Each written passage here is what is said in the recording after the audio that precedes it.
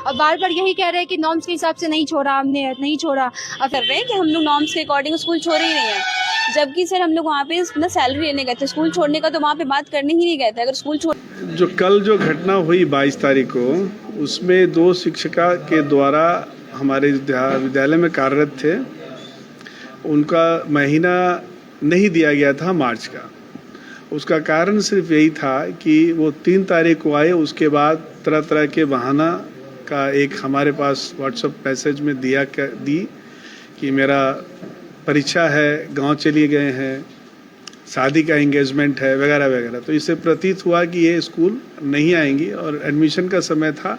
तो हमारा यहाँ जो अनुबंध था, एग्रीमेंट है, उसमें गाइडलाइन में स्पष्ट किया हुआ है कि बोथ पार्टीज़ को अगर कोई टीचर काम करते हैं तो उनको 1 महीना पूर्व सूचना देना है, या हम हटाएंगे यानी एम्प्लॉयर हटाएगा तो उनको भी 1 महीना पहले देना है, या उनको 1 महीने का पैसे का सैलरी देना है, ताकि वो भी अपना जॉब खोज सके। तो उसके तहत इस अनुपालन का नियम का पालन यहाँ नहीं हो रहा था। उस नियम के तहत उनको सैलरी नहीं दिया गया। उन्होंने पूछा कि मेरी सैलरी क्यों नहीं गई। जब 17 तारीख को सभी टीचरों का सैलरी गया, क्योंकि विलम्ब से सैलरी दिया गया, देने का कारण सिर्फ यही था कि ये प्रतीत हो रहा था कि ये नहीं आएंगी।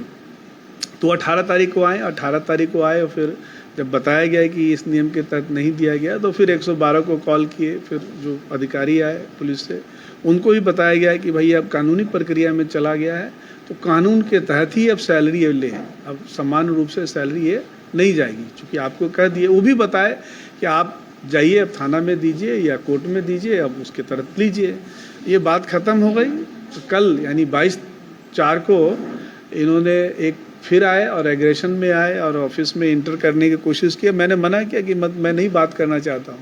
तो जो हमारे स्कूल के मैनेजर हैं संजीव सर, उनको मैं बोला कि भाई आप इनको समझा दीजिए। फिर वो जिद के कि नहीं हमको मिलना है। समझाने के बाद वो नहीं समझी। तो मैंने देखा कि बाहर में ऑफिस में वो, उसकी वीडियो फुटेज भी है, वो रोकने के बाद भी ज़बरदस्ती इंटर कर रही थी।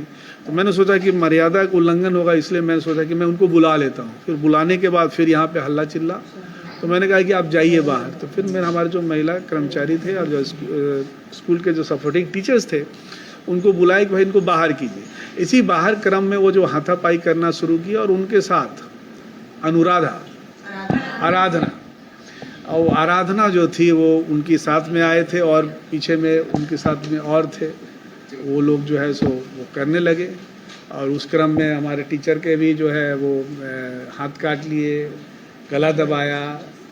जो हमारी जो मेड थी उनका जो है सो नाक पे मार दिए, ब्लडिंग आ गया।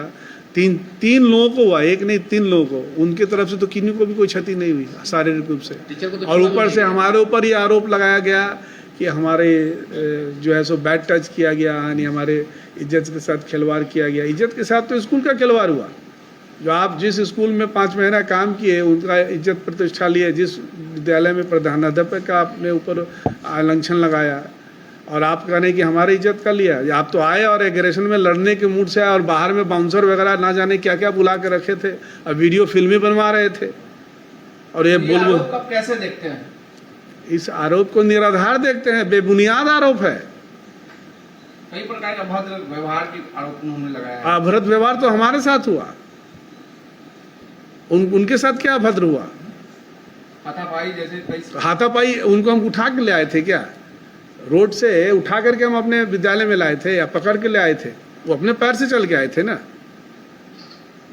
यहाँ कार्यरत थी शिक्षिका थी, यहाँ कार्यरत तो थी, तो बताया तो मैंने 3 तारीख को आई थी, उसके बाद नजर थी। अटेंडेंस में कुछ नहीं है उनका। उन्होंने कहा कि मेरी परीक्षा थी जिस कारण मैं विद्यालय नहीं जा पाई। वो तो परीक्षा थी, नहीं जा रही थी, उसको ये बताया गया कि 1 महीना काम करना पड़ेगा तब आपको मिलेगा पैसा। बोला कि नहीं हमको काम नहीं करना, हमको पैसा दीजिए। ऑफिस में बैठे हैं लोग, और वो 18 तारीख को ये बात हुई थी, वो कल की बात नहीं है। पुलिस को ही बता। आरोप को कैसे खंडन करते हैं? वहाँ पर लिखित शिकायत भी थाना में दी है उन्होंने। अब खंडन करेंगे क्या? हम तो मानहानि का केस करेंगे जी। और जो भी उनको पैसा लेना है तो कोर्ट करेगी, या वो जहाँ जाएंगे उसके तहत पैसा लें। हमें जो बताना होगा वहाँ बताएंगे। जो हमारे स्कूल का नियम है, जो लिखित नियम है, मौखिक नहीं है, उनको बताएंगे उनके। चलो इतना पीछे बताइए। मैं विद्यालय का प्रधानाध्यापक अनिल कुमार।